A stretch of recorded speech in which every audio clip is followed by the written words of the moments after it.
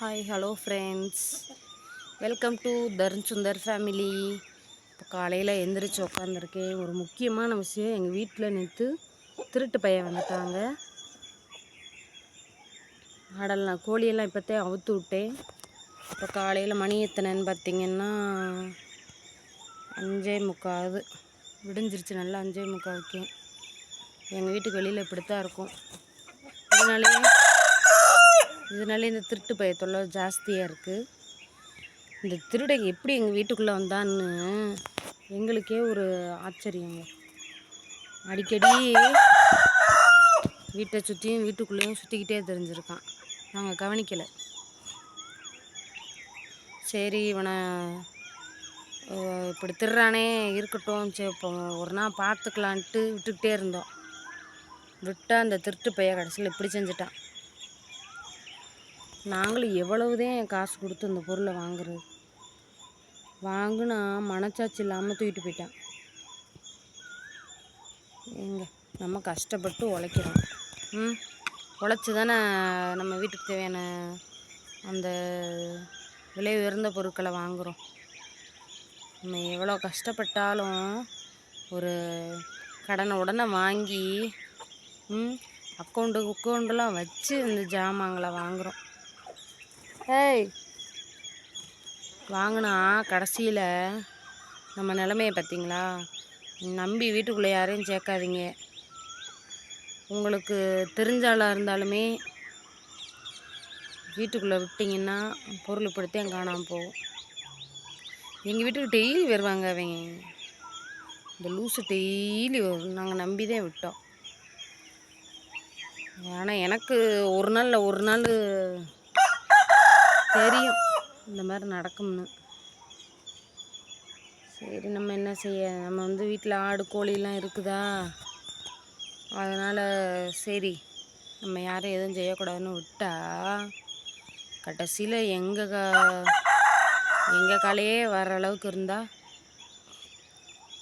அப்படி அந்த நபர் யாருன்னு உங்களுக்கு தோணும். வீடியோ கடைசியில் சொல்கிறேன். படக்குன்னு நம்ம சொல்லிடக்கூடாதுல்ல. காணாமல் போன பொருள் எதுன்னு கேட்டிங்கன்னா அதை விட சாக்காயிருவீங்க. காலையில் காடு போய் மாலையில் வீடு திரும்பி காலையிலலாம் வேலைக்கு போயிட்டு சாயந்தரம் வரைக்கும் நம்ம உழைச்சி சம்பாரித்து மாதம் லோன் கட்டி வட்டி குட்டி இப்படி நம்ம திருறோம் கடந்து. கடைசியில் நம்மளையே இப்படி போட்டு பார்த்தா நமக்கு எப்படி இருக்கும்? வம்பாடுபட்டு நம்ம உழைக்கிறோம், கஞ்சி குடிக்கிறோம். யார் வீட்டு வாசலுக்கும் போகிறோமா? இந்த திருட்டு போய் எப்படி செஞ்சுட்டானே. நம்ம வீட்டுக்கு போய் ஒரு பொருள் எடுக்க முடியுமா? அப்படி நம்ம தான் இப்படிப்பட்ட பரம்பரையாக எடுப்போமா? நம்ம ட்ரெயின் வருதுங்க. எனக்கு மனசு தாங்கள. காலையிலேயே இந்த பொருளை காணங்கவும் நீங்களும் உங்கள் வீட்டில் உஷாராருங்க. இந்த மாதிரி ஆட்களை கண்டா ட்ரெயின் போய்க்கிறட்டும். இன்னொன்று நினப்பு வச்சுக்கோங்க, இது தரம் இல்லை. ஒரு வாட்டி திருடிட்டு போயிட்டான். அப்படித்தான் திருடுன ஆள் யாருன்னு தெரிஞ்சு போச்சு. நாங்கள் அந்த பொருள் ஒரு பாதி காணாமல் போகையிலேயே நாங்கள் சந்தேகப்பட்டோம். சரி, இவன் வேலையாத்தான் இருக்கும் அப்படின்னு. 2வது வாட்டியும் அதே பொருள் பாதி காணாமல் போச்சு. சந்தேகம் உறுதியாயிருச்சு. 3ஆம் நாள் முழுசாக அந்த ஒரு பொருள் அப்படியே புதுசாக தூக்கிட்டாங்க. நான் யாருன்னு கண்டுபிடிச்சிட்டேன். அப்புறம் என் வீட்டுக்காரரும் கண்டுபிடிச்சிட்டாரு. சரி, என் பிள்ளைகளுக்கு கூட தெரிஞ்சு போச்சு. பிள்ளைகிட்ட சொல்லி தான் வளர்க்குறேன். இந்த மாதிரி நம்ம வீட்டுக்குள்ளே ஒரு திருட்டு பையன் வந்துட்டான், இந்த மாதிரி ஒரு பொருள் காணாமல் போயிடுச்சு, அந்த பையனை கண்டாலுமே விடாதீங்கடா அப்படின்னு சொல்லி வச்சுருக்கேன். மனசு எவ்வளோ வேதனையாக இருக்கு, அவ்வளோ வேதனையாக இருக்குங்க. வம்பாடுபட்டு வாங்கின பொருளே, அந்த பொருள் மட்டும் இல்லை, இன்னும் 2-3 பொருளும் காணாமல் போயிருக்கு. சொன்னால் நம்பவே மாட்டீங்க. வெள்ளிக்கிழமையும் ஆகக்கூடாது, செவ்வாய்க்கிழமையும் ஆகக்கூடாது. தூக்கிட்டு ஓடி போயிடுவான் திருட்டுப்பையன், களவாணிப்பையன். மனசு எவ்வளோ வேதனையாக இருக்கும். அது யாருன்னு நீங்கள் தெரிஞ்சுக்கணுமா?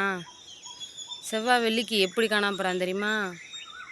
சாமிக்கு விளக்கேற்றி வைப்பேன், அந்த பூ சுட்டுட்டு போயிடுவான். குளிக்கிறதுக்கு சோப்பு புதுசாக 2 நாளாக வாங்கி வாங்கி வச்சோம், பாதி சுரண்டி தின்னுட்டு போயிட்டான். 3ஆம் நாள் சோப்பையே தூக்கிட்டு போயிட்டான். எலிங்க, எலி. எலியை கண்டா விடக்கூடாதுன்னு இருக்கேன் இனிமேல். 36 ரூபா போட்டு வாங்கின சோப்பை களவணி பைய களவணிட்டு போயிட்டேன். நீங்களும் உங்கள் வீட்டில் இந்த திருட்டு பையன் வந்தானா என்ன செய்ய? எங்கள் வீட்டில் பாருங்கள், இம்பூட்டு கம்பியை இருக்குது.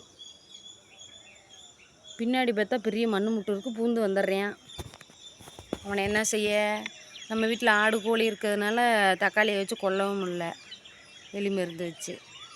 சரிங்க, எங்கள் வீட்டுக்கு வந்த திருட்டு பையன் அந்த எலி பெருச்சாலிதேன். பிடிச்சிருந்தா லைக் பண்ணுங்கள், ஷேர் பண்ணுங்கள், கமெண்ட் பண்ணுங்கள்.